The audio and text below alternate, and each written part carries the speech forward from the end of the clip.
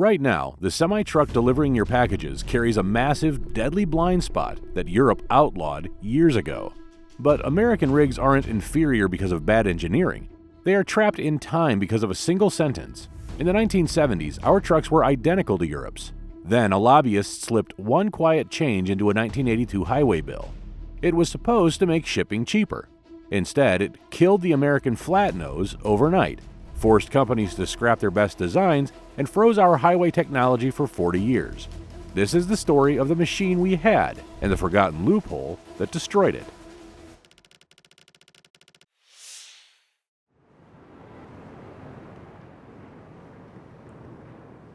(1898), Cleveland, Ohio. Alexander Winton builds cars, but his buyers live hundreds of miles away, and driving each one to its owner wears it out before it's paid for. So, he bolts a short tractor to a flat platform and hauls the finished iron on its own tires, the first semi-truck. For the next 50 years, both continents run the same machine. Flat nose, engine under the cab. But in Sweden, Volvo is pulling ahead, dropping a turbocharger onto a 9.6-liter inline-six and shipping it in series by 1954, first in the world. Detroit and Cummins are years behind. The trucks look identical. The shops behind them are splitting. This is the exact moment the two timelines split. The continents are about to stop speaking the same language. 1956. Two men nobody's heard of decide what your truck looks like in 2026. Ottawa, Illinois. A Bureau of Public Roads engineer named Frank Turner spends $30 million, $500 million today, and turns the Army loose.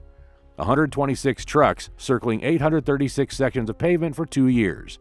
Out comes one equation, the fourth power law. Double an axle's load, 16 times the damage to the road. That equation becomes the bridge formula every American truck is still designed around. Same year, Bonn. Transport Minister Hans Seebohm caps truck length at 14 meters, about 46 feet, down from 20. Not for safety, not for engineering, to protect the state railways' profits. Every European cabover since has been solving that one political constraint. Here's the divergence. The American interstate gets built for the road, not the truck. 12-foot lanes, a weight cap of 73,280 pounds raised to 80,074 once Turner's data lands. Europe's roads are older, narrower, never the same size. Europe can't standardize one truck. America just did. Nothing's broken yet. Back in 1919, a 28-year-old lieutenant colonel named Dwight Eisenhower rode an Army convoy from Washington to San Francisco. 81 vehicles, 3,200 miles, 62 days, 230 road incidents, 9 trucks dead on the roadside. He came home convinced American roads were unfit for anything but war. 37 years later, he signed the law that paved them. The road came first. The truck gets built to fit it. In Bonn, nobody's celebrating a highway. They're celebrating a railway saved, and the limit that saved it will shape 50 years of European engineering.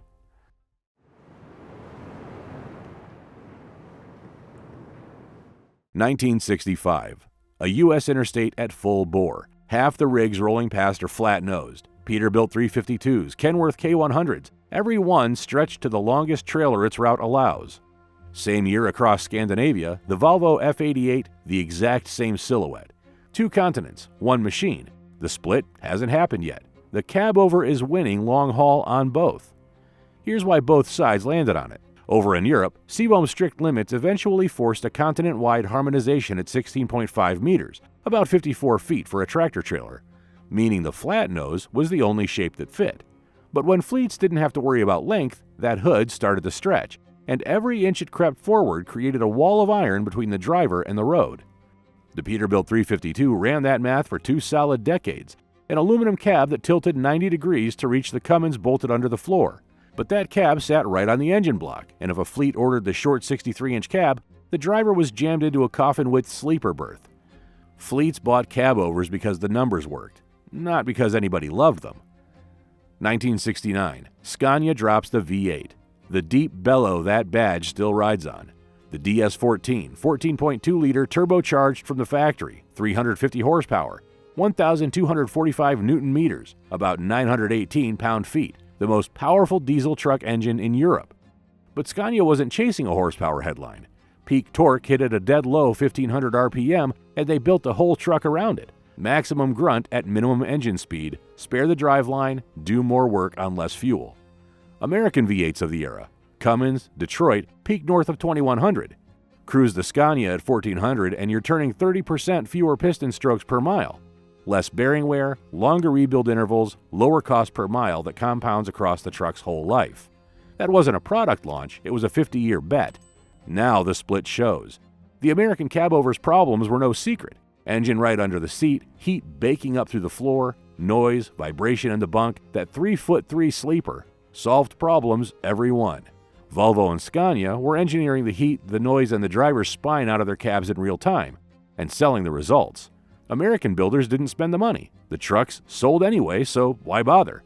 And the better-built version was parked right there on American asphalt. By 1974, Volvo was running the F-86 in the States. Small numbers, but enough that any fleet manager could stand a European cabover next to his Pete and look. The verdict was plain. Same machine, engineered better. By 75, the American flat-nose was commercially dominant and stagnant in engineering. Europe was solving the problem. America was coasting. Everything propping up the American flat-nose came down to one advantage: the length math that made every inch of hood cost money. But what happens when an entire industry decides to stop engineering and start coasting? As America was about to find out, you don't just lose your edge, you lose your entire company.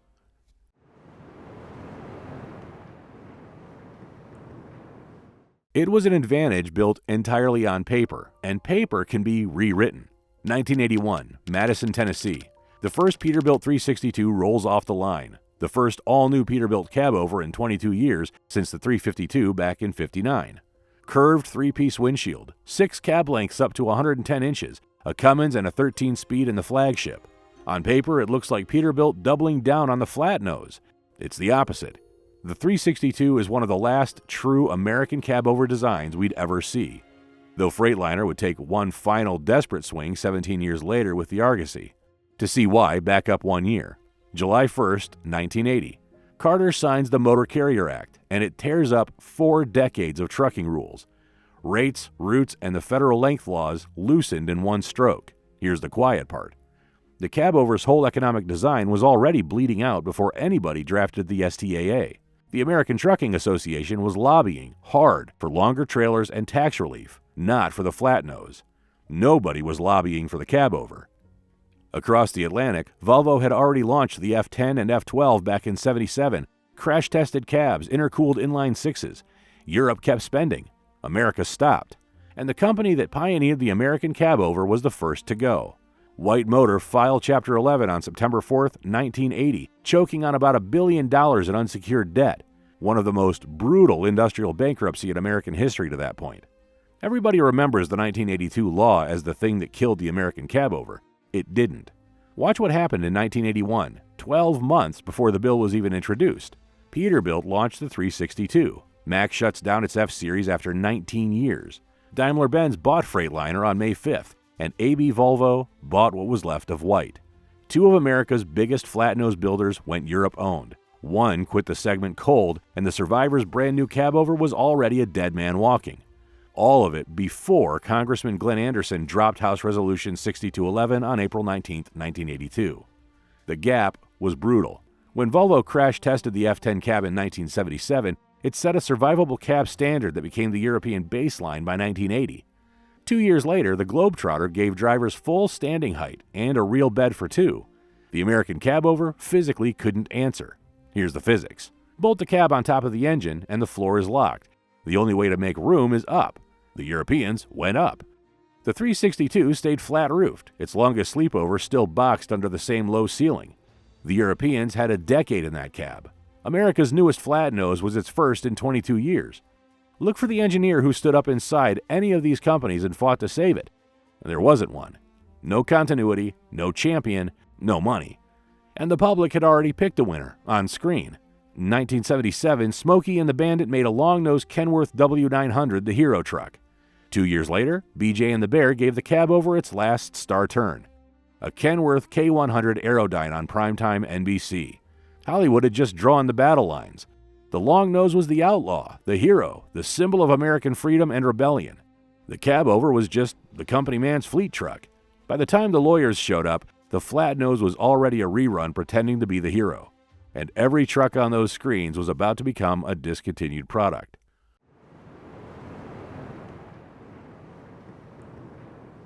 January 6, 1983. The White House State Dining Room. Ronald Reagan signs the Surface Transportation Assistance Act.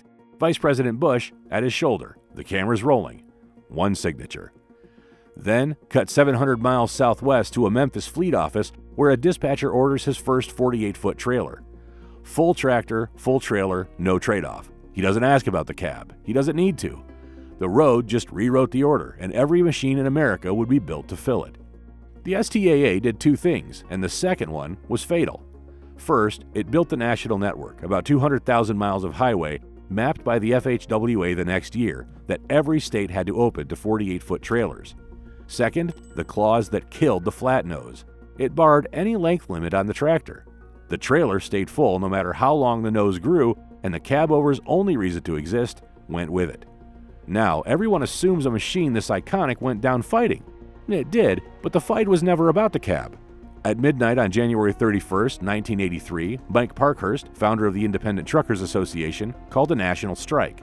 11 days, 21 states. More than 650 shootings, some 2,000 acts of vandalism, 97 injured, and one driver dead. Snipers fired down on moving rigs from highway overpasses, and the demand that sparked the most violent labor war in trucking history? A nickel. The STAA had more than doubled the federal fuel tax, 4 cents a gallon to 9. That's what they were shooting over. Not one picket sign mentioned the cabover. The most violent labor war in American trucking history raged over the same bill that was quietly killing the Flatnose, and nobody fired a shot to save it. George Capps never made it off the first night. A teamster who stayed on the road he was hauling between Smithfield and Newton Grove, North Carolina, when rifle fire came through his cab. Killed by other truckers for moving freight on a legal route. The strike's first death, paid over the wrong provision. And the one man who might have spoken for the machine couldn't. Bennett Whitlock, president of the American Trucking Associations, spoke for a split house, the big fleets who wanted the longer trailers and the owner-operators who built their lives on the cabover. His own epitaph? We couldn't solve one problem for one group without creating a problem for another. The cabover was the problem he never solved because the men he spoke for were the ones who wanted it gone. When Parkhurst finally folded on February 10th, his own drivers screamed him down. Sellout! This is a piece of paper. Here's what makes it a cursed legend and not a simple death. The machine didn't stop. In 1984, 1 year after the law, Kenworth launched the K100E, an aerodynamic overhaul of the raised roof Aerodyne they'd pioneered back in 1976.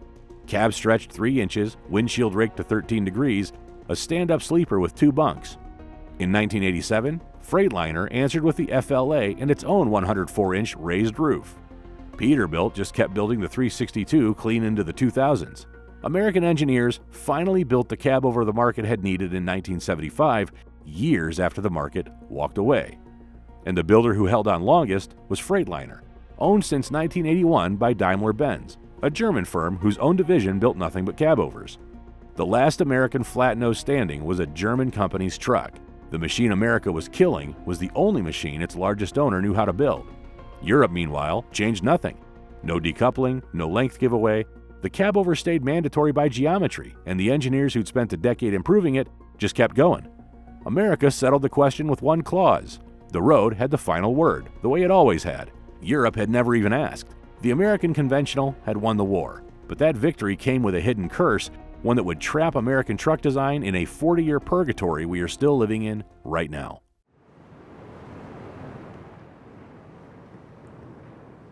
(2005) A row of Peterbilt 379s on a Lubbock dealer lot. Chrome, polished tanks, emissions gear bolted on. But under the shine, it's the same cab Peterbilt drew for the 359 in 1967. Standing still. Not because it failed, but because standing still was working. American manufacturers stayed profitable, not despite the calcified design, but because of it. The 379 ran 20 years on the 359's bones. The Kenworth W900 has run since 1961, 65 years on one template. Pete versus Kenworth was a religion. Owner-operators spec'd them like hot rods. Brand loyalty was the moat, and the moat needs no engineering. And the better truck sat in the showroom. Kenworth's own T600, rolling out in 1985, was the first American conventional built from the ground up for Aero. 20% less fuel than a W900, 100 fewer horsepower to cruise. Drivers nicknamed it the Anteater and kept buying W900s anyway. People still say the European safety cab wasn't available here. It was. In 1996, Volvo gutted their Dublin, Virginia plant and built the VN, engineered to the Swedish cab safety standard, a crash test tougher than U.S. law required. A European safety cab built on American soil for any fleet that wanted one. Freightliner's Daimler-designed Century class arrived the same year. The engineering-forward truck wasn't across an ocean, it was in Virginia.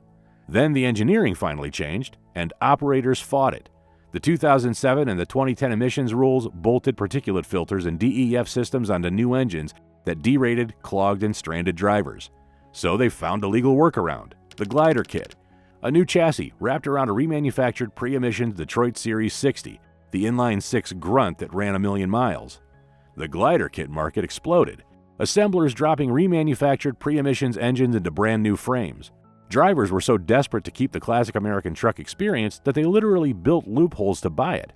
By 2019, the new chassis old engine truck went extinct. While American truckers were fighting just to keep their legacy iron alive, European was quietly solving a massive, deadly problem that America still refuses to even acknowledge. In 2006, the last flat nose went quiet, the last domino. Kenworth stopped the K100E in 2002. Peterbilt the 362 in 2005. Freightliner pulled the Argosy from the American market in 2006. The American Class 8 cabover, a machine that ruled the highway for 70 years, faded to black in 5 years of quiet, sequential decisions. No fight, no fanfare.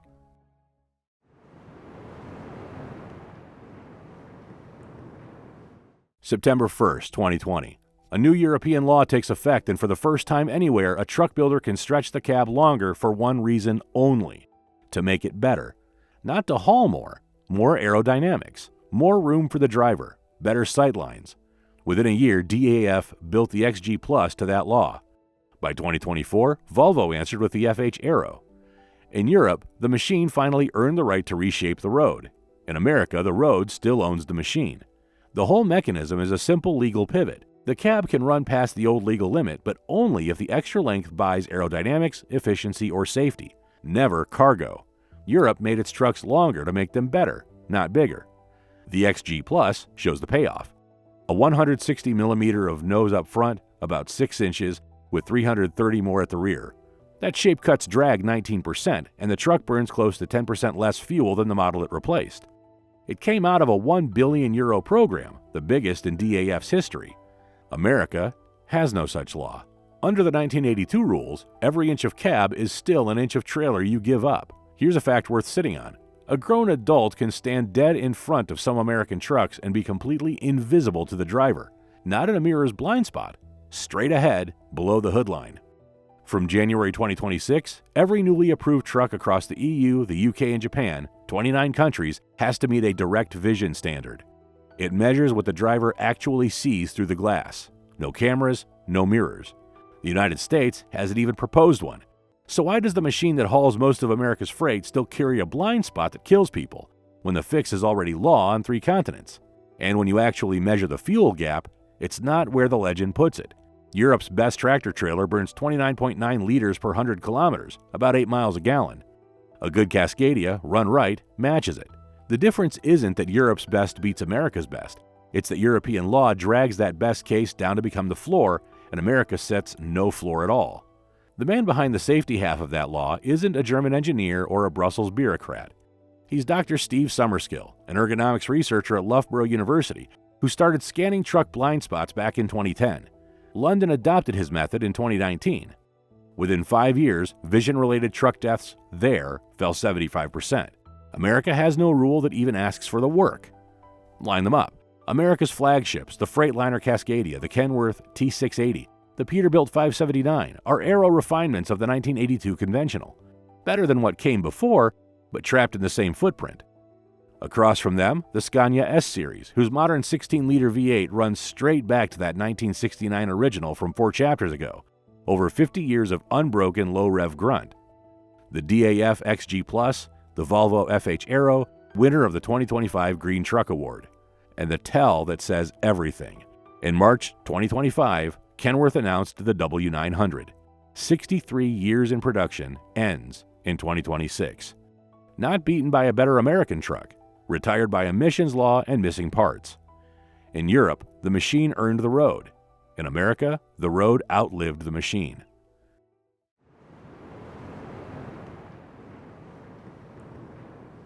Go back to the opening overpass. 50 years on, the road below is busier, cleaner, faster, and every truck on it is a long nose. The flat face never came back. It was never going to, because nothing underneath it ever changed. In late 2024, Freightliner rolled out the 5th generation Cascadia. New hood, new air deflectors, sharper sensors, and the same long nose architecture from 1982. A better version of a relic, not a different one, and it's still winning. Freightliner took a third of the market that year with Peterbilt and Kenworth. The long nose Big Three held close to 2/3. The long nose didn't just survive, it runs the place. Then Europe finished what it started in 1956. Under Europe's new direct vision rules, the kind of long nose America builds can't be sold new there at all. For 70 years, the two roads diverged by habit. Now, they diverge by law. And the one force that might have pushed it to change? In February 2026, the EPA repealed the finding behind its heavy truck emissions rules. Its own administrator called it the largest single act of deregulation in the country's history. Even the pressure that produced the Cascadia's Aero tweaks just evaporated. So, nothing moves. The weight cap is still 80,000 pounds. The bridge formula every American truck is still built around, a number older than most of the drivers hauling it. The road hasn't changed. Neither has the machine.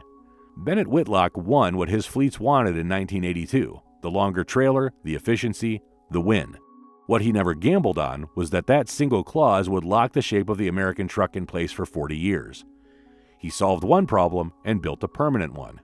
The machine was never the problem. The engineering was sound. Europe is still proving it model after model.